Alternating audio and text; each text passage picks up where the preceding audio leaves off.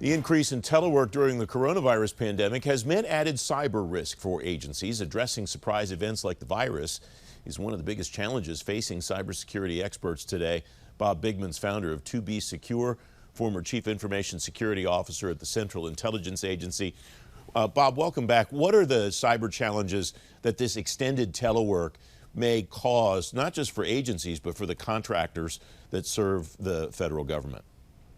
Thank you, Francis. So there are many. I think primary among them is the fact that we now have someone connecting to the corporate network, the government network, the contractor network, usually from their home or provision PC from the company or government agency over the local ISP, right? So we're now connecting, instead of connecting directly into the corporate network, we're going over a routed Wi-Fi connection, which from a cybersecurity perspective was never designed to have the same security levels of corporate and enterprise networks. And there are lots of hacks now going on against routers and these laptop PCs.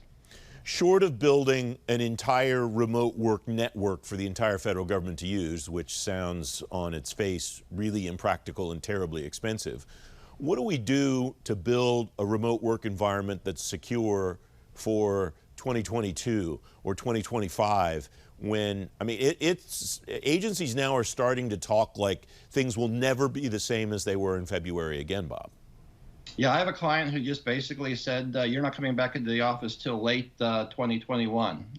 So you're going to be working from home and using your home units, your home PCs, your home networks. It's a conundrum in the sense that, people want to have ease of use and be able to manage their devices themselves and be able to just turn it on, plug it in, and let it go. But that's the antithesis of being able to secure and use credible devices. The problem is right now, we don't have, the technology available that you can buy, from Verizon or from wherever, that gives you that same level of security. So the best thing we do now, and I've now done this multiple times, is provide them with, what are the best things you can do to secure your home connection. What we really need is some venturing capital to develop some type of capability that gives you high security type router devices, right? And allow you to secure them to the same degree that we secure direct connections in our corporate environments. So the reason this is amusing to me, amusing is maybe not the right word. What I take away from this, Bob, is that when I got into this space covering the federal government 14, 15 years ago, the focus then was on digging a moat around your devices and making sure the bad guys never got in. Then we transitioned to this idea that that's silly and we can never do that. We can't secure the devices, we have to secure the data at rest and in transit. Sounds like we're going back to the beginning again, aren't we? Yeah, we absolutely are. And it's always about the devices, let me tell you.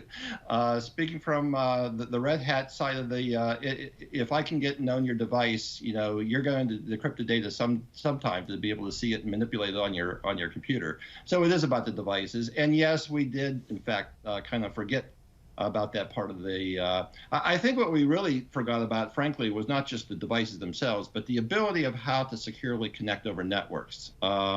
There's some promise with the nature of what they call SDN, software-defined networking, that allow us to build, connections over commercial networks using enterprise-grade software. That hasn't showed itself yet to be commercially adoptable and acceptable. But yeah, you are right.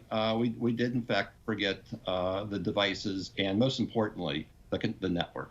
Do the tools, the cyber tools and practices that we were talking about in February and March still apply?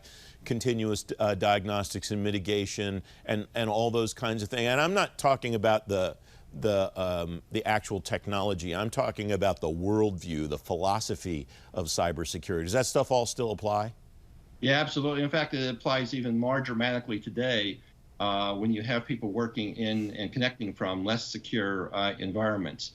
We haven't yet really, adopted or thought through how we want to, from a programmatic way, set policies and set certain conditions on how and where and when you can connect into corporate networks, into enterprise networks, from home units. It's still agency by agency, organization by organization, and kind of, well, what do you think? What do you think?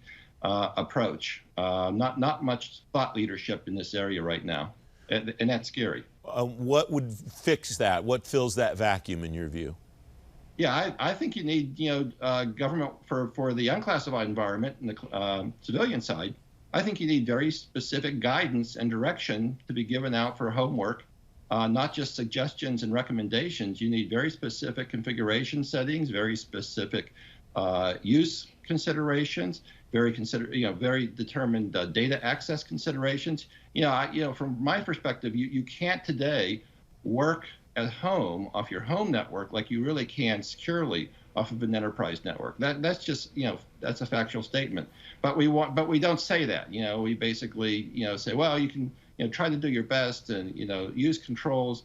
No, we have to give very specific direction here, and that's what's missing. We have about 30 seconds left. Do you remember the federal desktop core configuration? And is it time for maybe something similar in the cyber realm where everybody has very specific direction down to the settings of how stuff on their machine should be? Well, I can name 2 countries that work from home that do exactly what you just said. That as a result of the pandemic, they have given their government employees very specific direction, and by the way, have set those configuration settings on their home PC units. Now, we might get a little bit upset in the U.S. for that to happen, but if that was a condition of employment, for you to be able to continue working from home, I think it would be acceptable. So the answer is yes.